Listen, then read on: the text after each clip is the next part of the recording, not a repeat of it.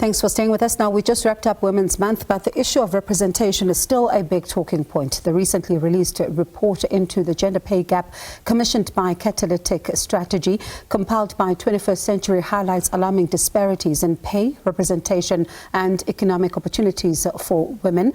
And let's, in fact, before we even bring in Irene Charnley for this conversation, take a look at just some of the findings there, especially when you look at the picture around women, and the IMF saying that factors contributing to inequality in South Africa include persistent high inequality, skewed income distribution, regional disparities, economic stagnation, high unemployment, fiscal policy for inequality reduction. And of course, these aren't the only findings that we are seeing here when it comes to the issue of women in the country. And you think about the fact that there's issues around leadership that really just do, of course, compound the situation. The employment of women, 26.5% of top management positions when it comes to women there. And that is, of course, one of the big issues, especially when it comes to discussing the issue of women around leadership positions. Let's have this conversation now with Irene Charnley, Catalytic Strategy patron, as well as a global board member of the International Women's Forum. Good evening to you, Ms. Charnley, and thank you so much for your time. I mean, it's 30 years into our democracy, but looking at some of the findings, it's quite worrying that we still talk about a need for women to take up more leadership roles, get paid equally to their male counterparts. 30 years, and of course a number of people are saying that we should have moved a lot more faster. But let's briefly discuss some of the main findings as well as what they mean then for South African women. Yes. No, thank you, Bongiwe. It's lovely being on your program, and good evening to your viewers as well. I mean, the release of this report, you've just highlighted those significant disparities that we already find ourselves with. And I think it's so important for us as women and our society, us together with the men in our society, to say, you know what? We have come a long way. There has been some changes, but the changes have not been enough. The question is, are we going to wait another 100 years, or 3 to 4 generations from now, before we get equality, gender equality, where we have equal pay for equal work amongst men and women? Are we going to wait that long? The answer is no. We cannot wait that long anymore. The time has now come. The statistics is there. The report, not just this report that we've released, but all the other reports released by other organizations as well. The statistics and the facts are the same. The disparities still exist. There are many cases still where women do the same work as men, but they are not getting paid the same as their male counterparts for doing the same work.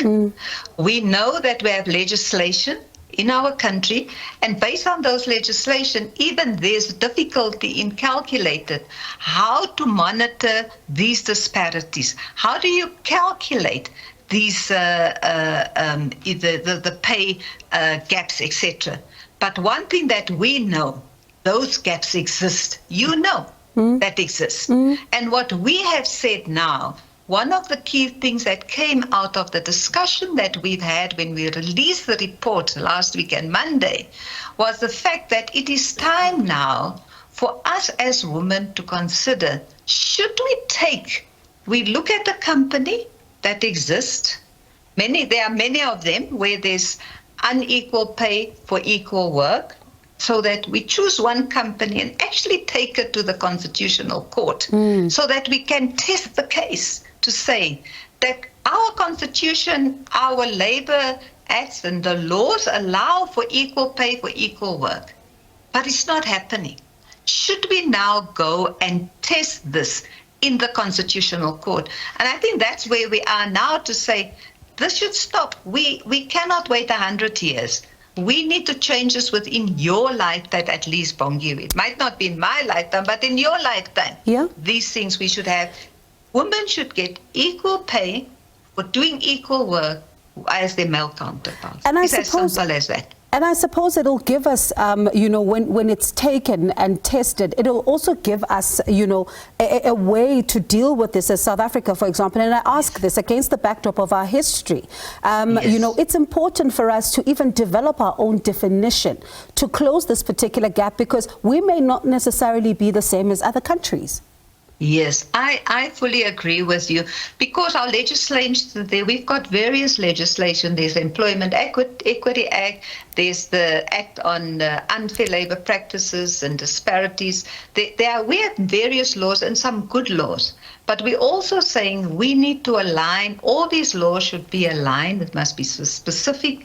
There should be transparencies, both public companies, listed, unlisted companies, private companies, the public sector. There should be, in fact, the public sector have more disclosure than in the private sector. Companies need to disclose what are the pay, what pay are they paying. If there's this category of workers, male and female, what are the pay? So let's be transparent of what people are being paid. So I agree that we, at some stage, and sooner rather than later, so that we actually have this test case to prove this. But what we are also advocating, that's very important, is that we need to have gender-specific legislation. And, because it's women economic justice, women both, so that we address the issues of women both in informal and formal sectors, in rural and in urban areas, so that it's a whole, and that the legislation must cover all those aspects. So we, we are the joint partners. It's the International Women's Forum of South Africa, together with the Women's Development Bank, and both the patrons and founders of those organizations is Mrs. Ma'am Zanele Mbeke, who really is a great advocate for women's rights and gender equality, etc. And we've been supported greatly by Anglo-American and the Johannesburg Stock Exchange. So we are just the convener of all other organizations, different women's groups like the Women in Accounts, Women in Construction, Women in ICT, it's a Women in Financial Services, the South African Women in Dialogue. So we are saying all those women organizations needs to have a voice. Even coming up now with the GNU, the Government of National Unity, they're going to have a national dialogue. But in that dialogue, women need to have the voice, and we need to ensure that gender-specific legislation need to be on the agenda, and we need to ensure that within your lifetime, at least, this gender pay gap is closed. We have gender-specific legislation. Women, in terms of our own economy, have certain rights, and that they are economically empowered. And you saw what happened with sorry to interrupt, you saw in the report as well that women for unpaid work, women are not paid. How much unpaid work does women do? A lot of, half of our, 40% of our households, you've displayed that statistic. 40% of our households are led by women. And, it's a staggering number. And you think about that, right? You think about that and what the COVID-19 pandemic also did when it comes to this unpaid work and the care work that was also put as a burden on the women as well. And now you sit there and you simply don't even have a discussion around this particular unpaid work and the care work that women are taking on. Are we even discussing this at a level and the urgency at which we need to? Because this is also another layer in the conversation when it comes to women and the challenges that they sometimes have to face. Exactly, and this is part of the outcome of the report. Almost exposed the fact that both in the formal and the informal economy of us, both in rural and urban, we've even said in public, in terms of the workplace as well as in your private life, the unpaid work that women perform are huge, and it's a major contributor to our economy. But does women get tax benefits? What are the benefits that they are getting for that? They are not paid. What benefits are they getting? And this is one of the major outcomes of this report. And I mean, we know this, we talk about it.